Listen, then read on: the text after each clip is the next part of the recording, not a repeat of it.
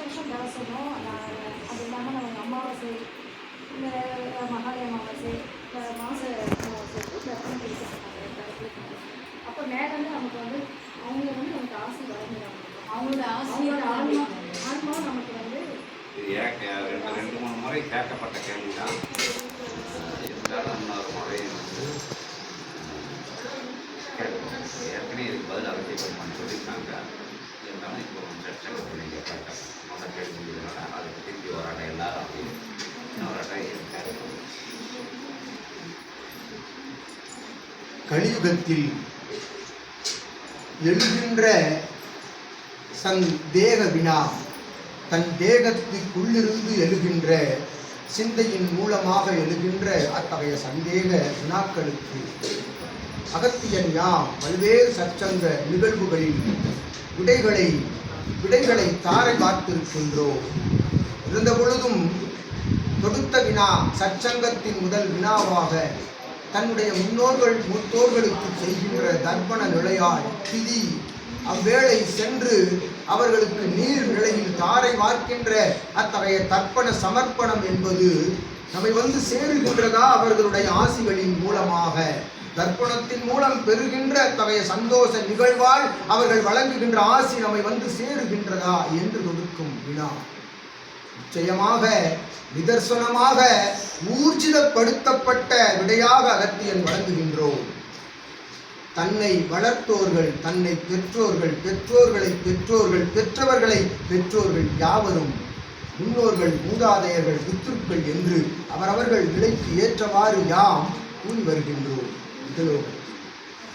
அவ்வாறு அவர்களுக்கு வாசி பெருநாளில், அமாவாசை திருநாளில், வருடத்தில் 3 வாசி பெருநாட்களாக இருந்த பொழுது ஒவ்வொரு மாத காலத்திலும் வாசி நாளில் கொடுக்கின்ற தர்ப்பண நிலை, தன் இல்லத்தில் இருந்து காகத்திற்கு வைக்கின்ற அத்தகைய சாதம் கூட, இயல் கலந்து வைக்கின்ற சாதம் கூட அவர்களுக்கு இருக்கின்ற அற்புதமான தர்ப்பண நிலையே என்றும் அகத்தியன் உணர்த்தி அவ்வாறு வழங்குகின்ற சமர்ப்பண நிலைதனை பெற்று அவர்களுடைய ஆசி நிதர்சனமாக வந்து அடைகின்றது யாவரையும் என்று அகத்தியன் யாம் இதை பகிர்கின்றோம். இதற்கு எவ்வாறு எனில், ஒவ்வொரு நிலையிலையும் முன்னோர்கள் மூத்தோர்கள் மாண்டுவிட்ட ஒவ்வொரு நிலையிலும் அவரவர்களுடைய அத்தகைய இகலோகத்தில் அவர்கள் வாழ்கின்ற ஆண்டுகளின் கணக்கின்படி அவர்கள் அடைந்த கர்ம வினையின் பால், நற்கர்ம வினையின் பால், தீ கர்ம வினையின் பால் அவர்கள் இகலோகத்திலிருந்து விடுபட்டு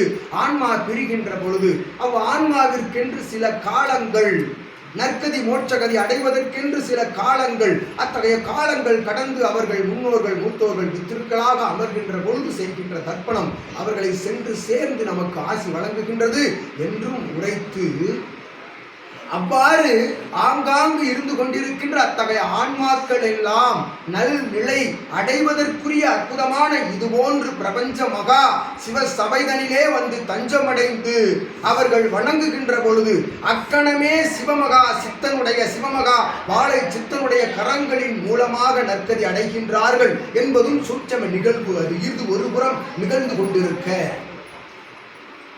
பிரபஞ்ச மகா சபை என்னும் இதுபோன்று அற்புதமான சபை, இதுபோன்று அற்புதமான சபை என்று சீடர்கள் செவிகளில் விழுந்தார். அவர்கள் எங்கு இருக்கின்றது காட்டுங்கள் அகத்தியரே என்று எமை கேட்பார்கள். ஏனென்றால் யாம் அகத்தியன் வினா தொடுத்திருக்கின்றோம். இது போன்ற சபை எங்கும் இருந்தால் காட்டுங்கள், யாம் அகத்தியன் அங்கு சென்று அமர்கின்றோம் என்று. ஏனெனில் இது போன்று பிரபஞ்ச மகா அகத்திய வாழை சித்த சபை போன்று ஆதி கைலாய சிவசூட்சம நூல் பெற்ற அற்புத சபை, அற்புத சித்த அமர்த்த சபை எங்கும் இல்லை என்று அகத்தியன் அதனையும் உணர்த்தி, இதுபோன்று சபைகளில்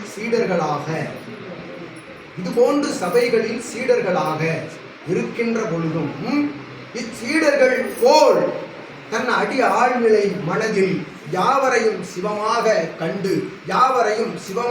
கண்டு அமர்ந்து அத்துணை உயிர்களையும் சிவமாக பாவிக்கின்ற அந்நிலை மாற்றான் குழந்தையும் நம் குழந்தை மாற்றான் வைத்திருக்கின்ற அத்துணை அசையா பொருள்களுக்குள்ளெல்லாம் சிவம் இருக்கின்றது, அனைத்து நிலைகளிலும் சிவம் இருக்கின்றது என்கின்ற நிலையோடு பயணப்பட்டு இறையோடு சித்த நிலை கண்டு இறையாளனாக பயணப்படுகின்ற ஒருவன் வாசி பெருநாளில் நதிக்கரையோ நீர்நிலையோ சென்று தர்ப்பண நிலை வழங்கப்பட வேண்டியது இல்லை என்றும் அகத்தியன் உரைக்கிறார்.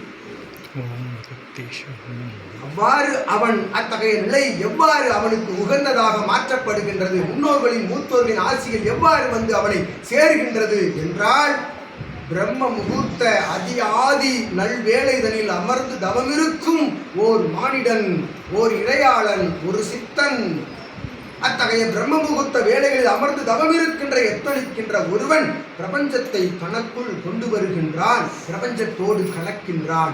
அவ்வாறு பிரபஞ்சத்தோடு கலக்கின்ற ஒருவனுடைய முன்னோர்கள் மூத்தோர்கள் அமர்ந்திருக்கும் அத்தகைய பிரபஞ்சத்தில் இருந்து அவர்கள் அனைவரும் உள்ளுக்குள் வந்து ஆசிகளை சூட்சமமாக வழங்கி வருகின்றார்கள் என்பதே இதன் சூட்சமம், விடையின் சூட்சமம் என்று அகத்தியன் உணர்த்தி, அவ்வாறு இரு செவ்வாழை பழங்களை வாசி பெருநாளில் அகத்தியன் சபையில், இதுபோன்று பெரும் சபையில் நீர் நிலையில் தான் அமர்ந்திருக்கின்ற எத்தலமாக இருந்த பொழுதும் ஒரு கோமாதாவிற்கு வழங்குகின்ற ஒரு செவ்வாழை பழத்தின் மூலம் அது எத்தகைய வாழை பழங்களாக இருந்த பொழுதும் அதனோடு அத்தகைய அகத்தி கீரை கொடுக்கின்ற பொழுது முன்னோர்கள் மூத்தோர்கள் எல்லாம் அத்தகைய கோமாதாவின் மேல் வந்து குமிந்து ஆற்றலாக எமக்கு ஆசிகள் வழங்குகின்றார்கள் யாவருக்கும் என்னும் நிலைதனை அகத்தியன் உணர்த்தி, முன்னோர்கள் மூத்தோர்களுக்கு இயல்பு நிலையில் இருக்கின்ற மானிடர்கள் வழங்குகின்ற தர்ப்பணத்தின் மூலம் ஆசி கிடைக்கின்றது.